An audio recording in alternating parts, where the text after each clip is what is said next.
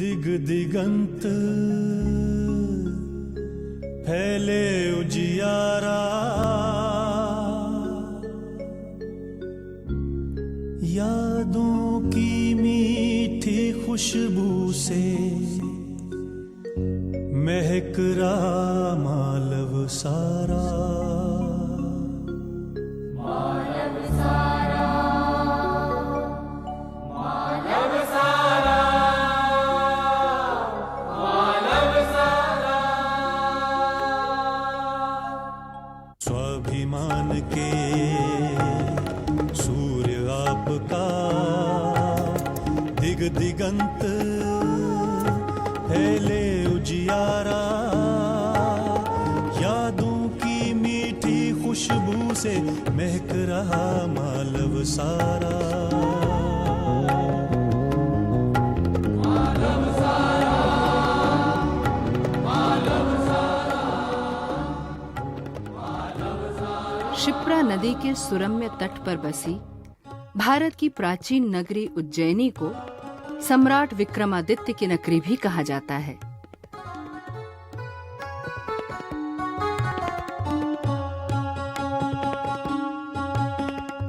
नवरत्नों की नगरी, कालिदास, वराहमिहिर और वर रुचि की नगरी,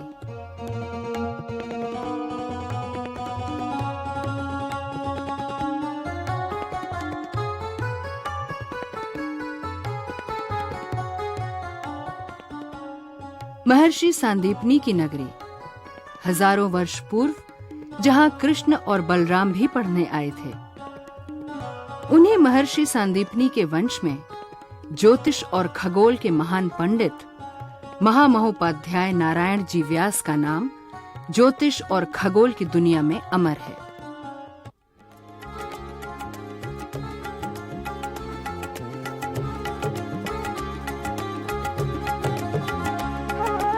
कृपावंत वाणी कल्याणी, मुखरित सदा कर्म की वाणी, चंदन टीका भव्य भाल पर, सब मोहित मानव मराल पर, ज्योतिष के ज्योतिर्मय नभ में नर नारायण का ध्रुव तारा। स्वाभिमान के सूर्य आपका, दिग दिगंत फैले उजियारा।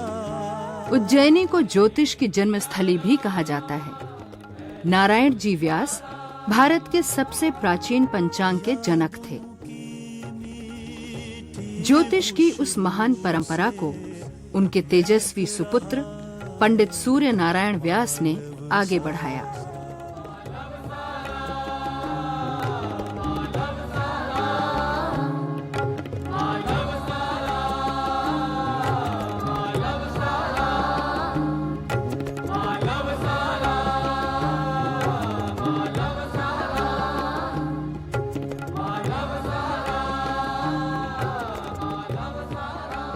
भारती भवन के आरंभिक, अपने समय के ज्योतिष जगत के सर्वोच्च न्यायालय और ज्योतिष सूर्य कहलाते थे पंडित सूर्य नारायण व्यास।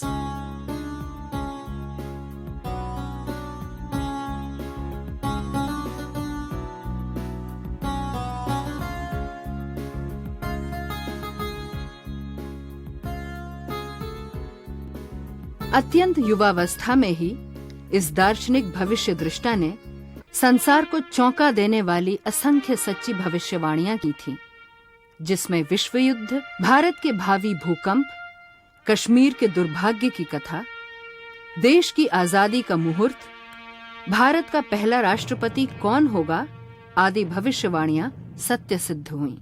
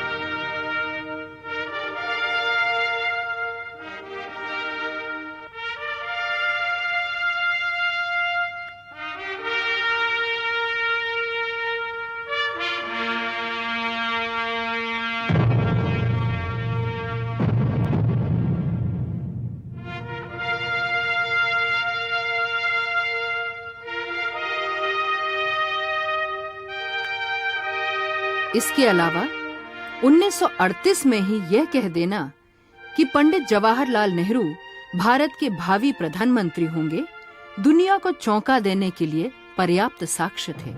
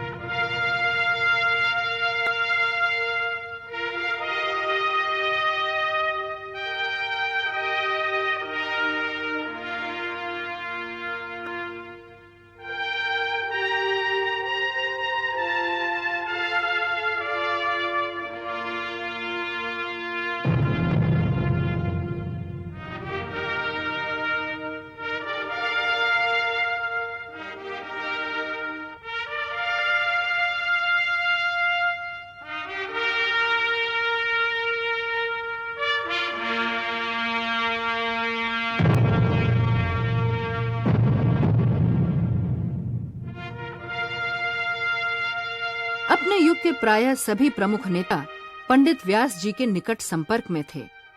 क्या महात्मा गांधी, क्या राजेंद्र बाबू और क्या पंडित नेहरू, सभी से उनकी अंतरंगता थी। अपनी असंख्य सत्य भविष्यवाणियों से उन्होंने भारतीय ज्योतिष विज्ञान को उसकी खोई प्रतिष्ठा लौटाई। उनकी भविष्यवाणियां लोगों को डराने या धमकाने के लिए नहीं होती थीं।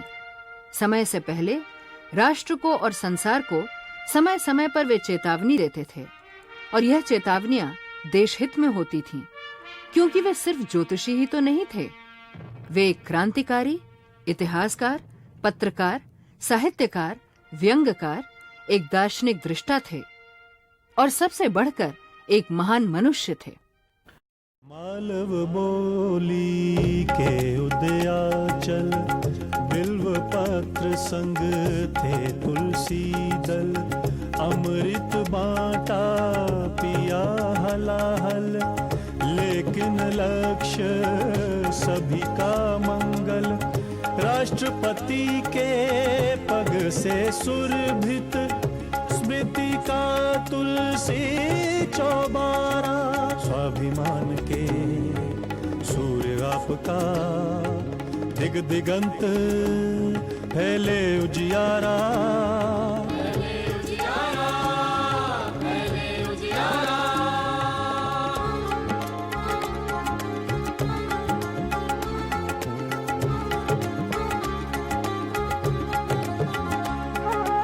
कृपावंत वाणी कल्याणी, मुखरित सदा कर्म की वाणी। मालवी और मालवा व्यास जी की कमजोरी भी थी और उनकी प्रिय भी। जीवन भर वे मालवा और मालवी के लिए लड़ते रहे।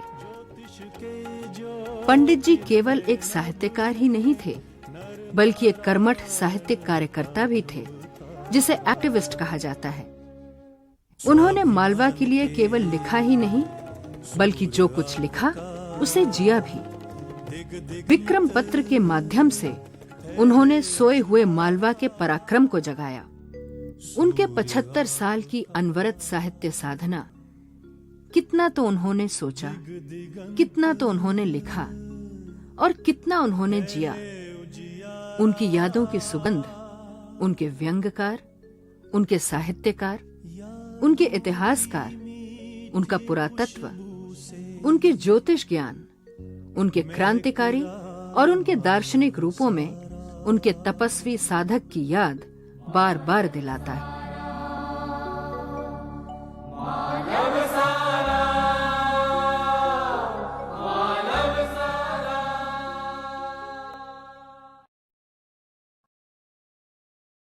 संयोग से आज हमारे बीच पंडित जी के सुपुत्र राजशेखर व्यास उपस्थित हैं और उन्होंने पंडित जी पे बहुत काम किया। उनकी कई पुस्तकें जो अप्रकाशित थी, जिसकी और पंडित जी कभी अपने जीवन में ध्यान ही नहीं देते थे, कभी उन्होंने अपने प्रकाशन, प्रचार, प्रसार इसमें ध्यान ही नहीं दिया। ऐसी तमाम चीज़ों को उन्होंने उनके शोध को, उनके लेखों को, उनके व्यंग्यों को, संस्मरणों को और तरह तरह से उनकी जो चीज़ें अलग अलग क्षेत्रों में फैली हुई थी, पत्रकारिता के क्षेत्र में फैली हुई थी, उन तमाम कामों को लोगों के सामने वो लाए, जिससे कि पंडित जी को आज हम उस रूप में उपलब्ध कर सकते हैं जिस रूप में हमको करना चाहिए। तो राजशेखर से बेहतर व्यक्ति कौन होगा जो पंडित जी पर अधिकृत बात कर सके। मैं राजशेखर व्यास, जो पंडित जी के बहुत ही योग्य सुपुत्र हैं, उन्हीं से सवाल करता हूं कि उन्होंने पंडित जी पर क्या क्या काम किया और पंडित जी में ऐसी क्या क्या विशेषताएं देखी जो कि आज लोगों को प्रेरणा दे सकती है, आज लोगों को दृष्टि दे सकती है इस खतरनाक वक्त में। डॉक्टर साहब, जैसा आपने ठीक कहा, मुझे मेरा जीवन और पंडित जी के जीवन के साथ एक सौभाग्य दुर्भाग्य की लंबी यातना कथा जुड़ी है जी।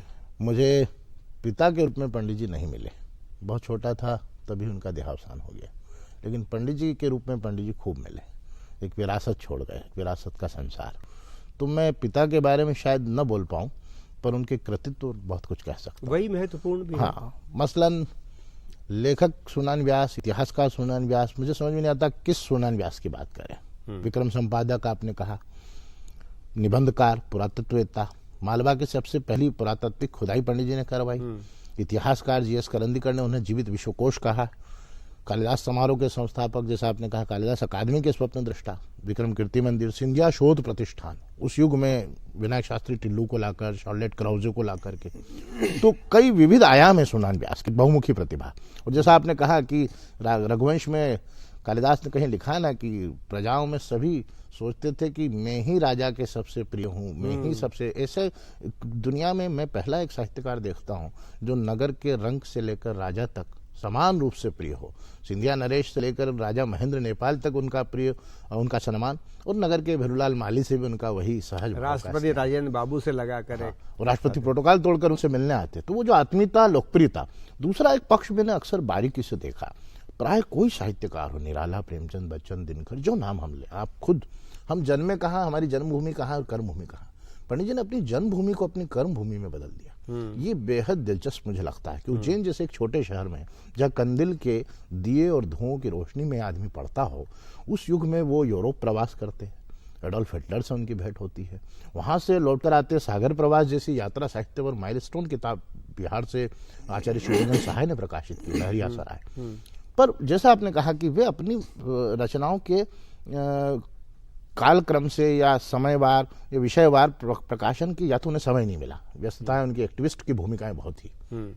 यूनिवर्सिटी का निर्माण है, कालिदास समारोह प्रतिवर्ष होना है, फीचर फिल्म बनवा देना कालिदास पर, डाक टिकट निकलवा देना कालिदास पर सोवियत रूस में, ये इतने काम एक साथ एक व्यक्ति, और ज्योतिष उसका पैतृक व्यवसाय है जिससे वो जीविकोपार्जन जयशंकर प्रसाद की सुंगनी साहू की तरह करता है। लेकिन संपादक विक्रम भी है, वो प्रेस भी चला रहे हैं। तो इस सब रूप में वो अपने पुस्तकाकार, हालांकि उनके जीवन काल में कई पुस्तकें आई, विश्ववंदे कालिदास एक पुस्तक थी, तो तुम्हें में आई, पर जितना काम किया था उसकी तुलना में जो बिखरा पड़ा था। मुझे ऐसा लगता है हम हिंदी वाले बड़े कृपण हैं, खासतौर पर अगर प्रेमचंद के बेटे श्रीपत राय या अमृत राय न हो तो प्रेमचंद का साहित्य कौन लाएगा, इस पर विचार विमर्श होता रहेगा। उग्र का साहित्य इसलिए नहीं आया कि उग्र का कोई बेटा न था या कोई शिष्य वर्ग नहीं खड़ा किया। आपने तो काम किया है। मैंने तब काम किया डॉक्टर साहब जब मुझे लगा, जैसे मेरा पहला काम भगत सिंह पर था, फिर पांडे बेचन शर्मा उग्र पर था, भगवत शरण उपाध्याय पर था, रमाशंकर शुक्ल हृदय पर था, प्रभाष जोशी पर भी कर दिया।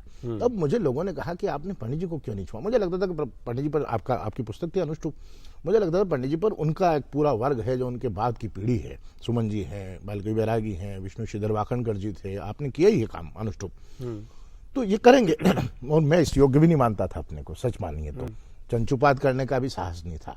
लेकिन फिर मुझे लगा कि खासतौर पे उनकी देश भर में, दुनिया भर में बिखरी हुई कृतियों को संजोया जाए। तो जैसे विगत वर्ष ज्ञानपीठ से जब उनका जन्म शताब्दी समारोह था, यादें लाया मैं, वो उनका संस्मरण साहित्य जो विभिन्न विधाओं में, खासतौर पे देश में राजनेता, जब उन पर डाक टिकट जारी भारत हुई थी, सरकार ने डाक टिकट निकाला, तब मैंने चाहा कि उनके संस्मरण उन पर लिखे नहीं, क्योंकि अपने पर तो उन पर कोई लिखे ये उन्हें पसंद ही नहीं था। तो उनके जीवन काल में मुश्किल से 3-4 लेख मिलते हैं। वो बहुत नाराज हो जाते थे कि कोई उन पर लिखे, वो इस बात से कुपित होते थे। लेकिन उन्होंने जो संस्मरण लिखे राजेंद्र बाबू पर, राधा कृष्णन पर, जवाहरलाल जी पर, बापू पर, मदन मोहन मालवीय पर, पुरुषोत्तम दास टंडन पर, आचार्य नरेंद्र देव पर, लोहिया पर, मुक्तिबोध पर, सुमन जी पर, वो संस्मरणों को मैं एक जगह ले आया, तो वो ज्ञानपीठ से आई। फिर मेरे मन में था कि उनका ये व्यंग्यकाल रूप हिंदी वाले नहीं देख पाए, और वो प्राय विभिन्न नामों से लिखा करते थे, व्यासाचार्य, डॉक्टर चक्रधर शरण, एकांत बिहारी, और ये रंग चकल्लस में रामावतार चेतन उनसे लिखवा लिया करते थे, शंकर स्वीकले में शंकर उनसे लिखवाते थे, हजामत में लिखते थे, ठिठोली में लिखते थे। तो और वो लिख रहे थे आज़ादी के पहले से। सिद्धनाथ माधव आगरकर स्वराज्य संपादक, उनसे खंडवा से नियमित कॉलम लिखवाते थे व्यंग का। तो पंडित जी बनारस से ये मौज मस्ती लेकर लौटे थे जयशंकर प्रसाद